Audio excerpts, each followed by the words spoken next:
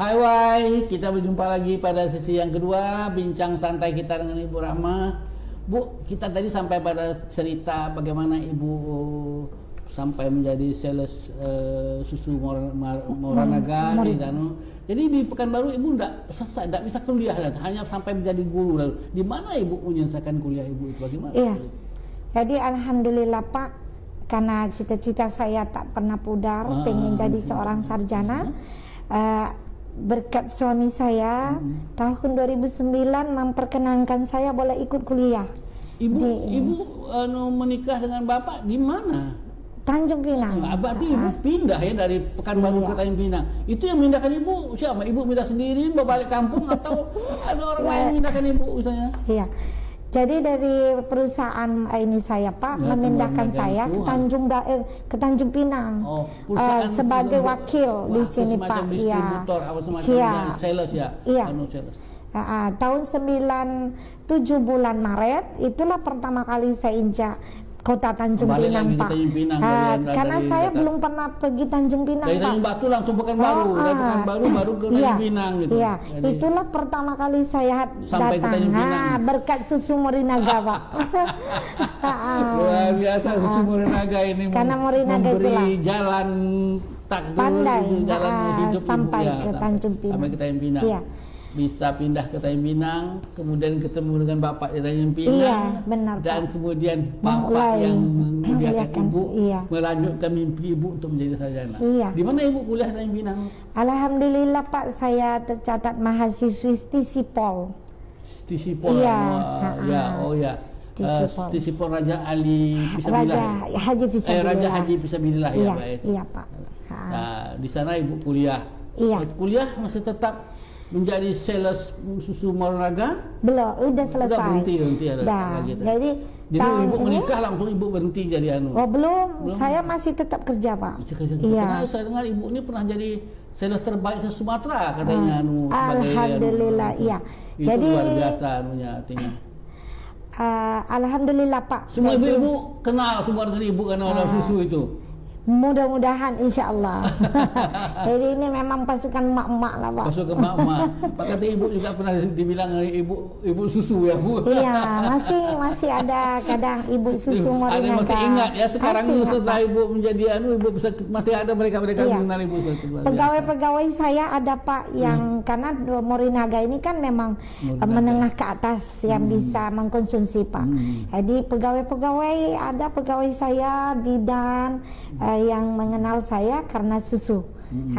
Jadi kembali saya ke cerita Ibu tadi, jadi pindah ke Tanjung Pinang, Ibu menikah, suami Ibu lah yang mengkuliahkan Ibu di sampai sarjana, sampai selesai, sampai mimpi Ibu menjadi seorang sarjana. Alhamdulillah. Sudah itu apa yang jalan karir Ibu kemana lain? Jadi setelah jadi sarjana Ibu bekerja lagi di sini atau gimana? Baik. 97 saya jalani jadi sales susu sampai awal tahun pertengahan 98. 98 saya ditawarkan menjadi sales juga representatif obat farmasi Pak. Dari susu pindah ke obat. Iya, tapi lagi-lagi masih salah. Cuma pangsa pasarnya meningkat dari emak-emak jadi dokter. Sekarang pasarnya menjadi dokter. Ini semacam detailer daripada obat ya seperti itu. Betul, ya. Berkunjung dari dokter ke dokter seperti itu menawarkan obat yang terbaru. Benar. Alhamdulillah. Saya terpilih tahun 2000 Pak, saya dipercayakan menjadi supervisor. Iya, yang harus tinggalnya di Batam. Obat macam-macam. Saya di PT Meprofarm Pak. Banyak ada amoxicillin. Alhamdulillah Pak, saya masih ingat. Apa Ibu ya? Apa nama-nama obat ya? Alhamdulillah. Iya Pak. Luar biasa. Jadi tahun berapa Ibu selesai kuliah? Kuliahnya selesai tahun 2014 awal Pak. 2014. Sebelum saya ikut calon legislatif yang ketiga. Saya pun jatuh bangun juga Pak. Ketiga kali. Jadi Ibu sebelum jadi sarjana Ibu sudah ikut politik? Tidak, belum. Jadi sarjana sambil kuliah. Sambil kuliah Ibu ikut politik. Oh sorry, tahun 2004 Pak, saya pertama kali kenal politik itu waktu undang-undang 30% perempuan. Tapi saya hanya memenuhi saja karena pengalaman belum. Saya ikut ambil Pak, kuota saja lah, ambil kuota aja lah. Jadi tapi Allah berkehendak belum. Tahun 2009 saya coba lagi ikut Pak, tapi Allah belum kasih. Saya itu semuanya di Tanjung Pinang? Semua Tanjung Pinang. Tahun 2000. Jadi saya pertama kali kenal politik Pak tahun 2003. Karena saya pertimbangan keluarga saya tak mau pindah Batam. Jadi saya berhenti kerja. Nah, waktu saya berhenti Pak, saya kan tak ada kerja lagi. Saya jualan di rumah saya, belanja setiap subuh. Makanya kenal inang-inang yang di Lorong Gambir. Saya jualan Pak 3 tahun. Setiap subuh harus belanja. Kenal pasar ya?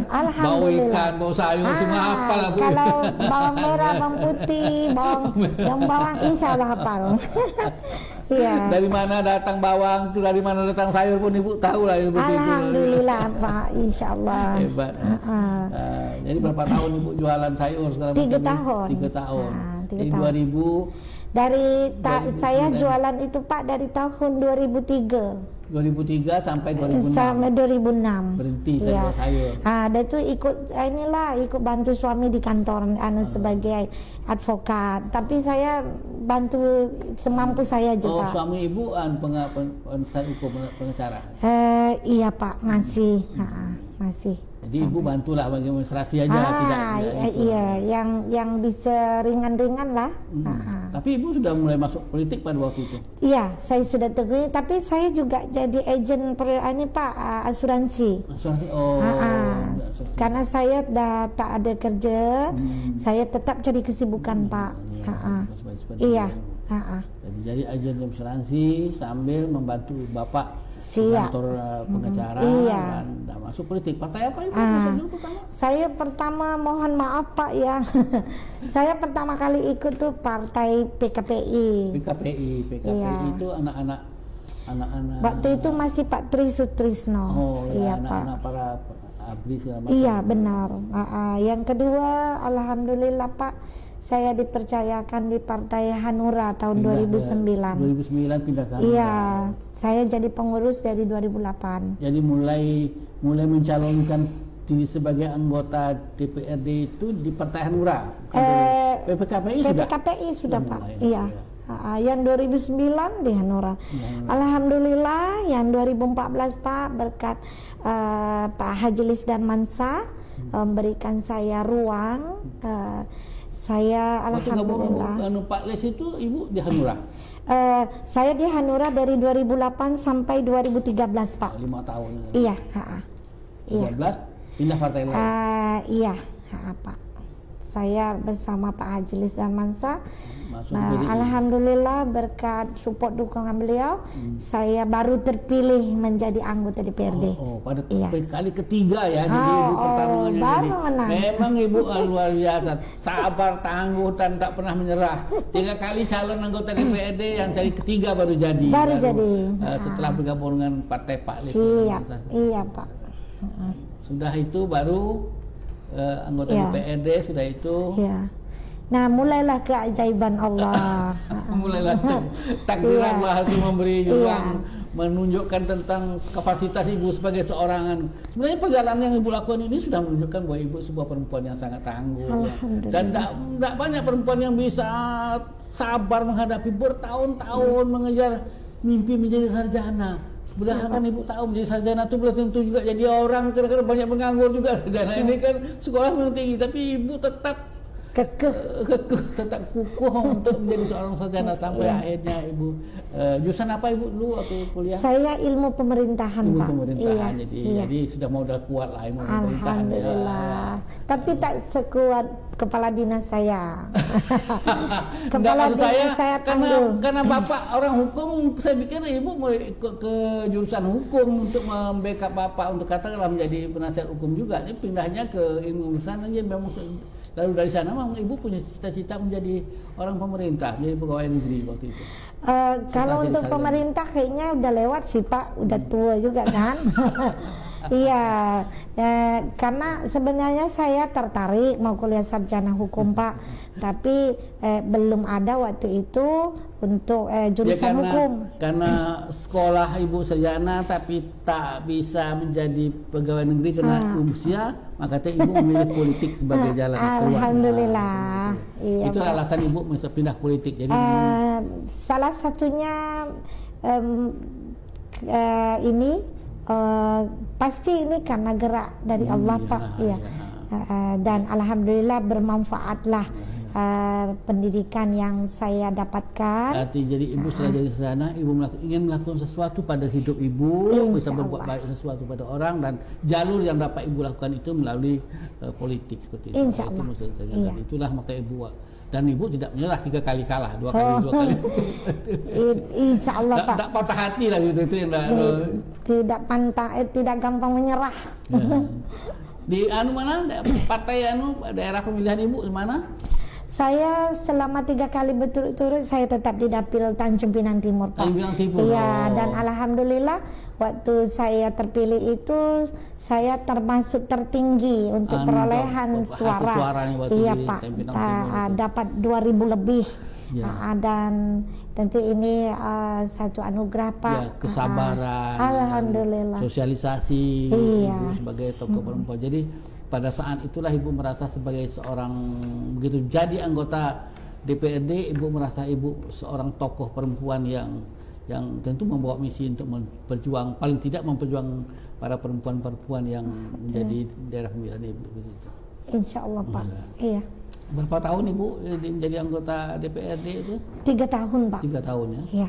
Sampai tahun ketiga baru diajak Pak Lis menjadi almarhum ayah. Oh bukan Pak Lis, almarhum Pak Sahrul ya waktu itu menjadi ibu dari mengajak ibu. Waktu itu ibu partainya masih PDI ya. Udah itu baru mewakili PDI.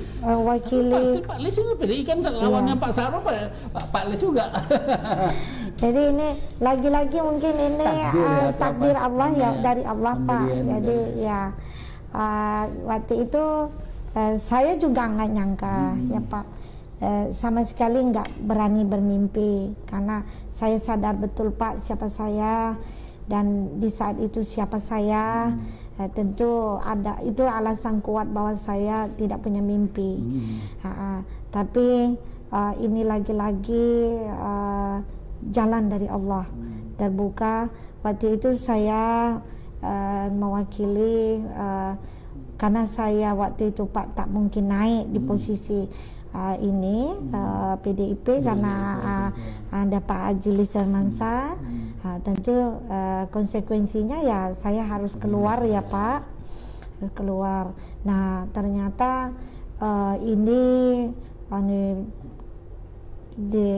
bersama dengan Golkar.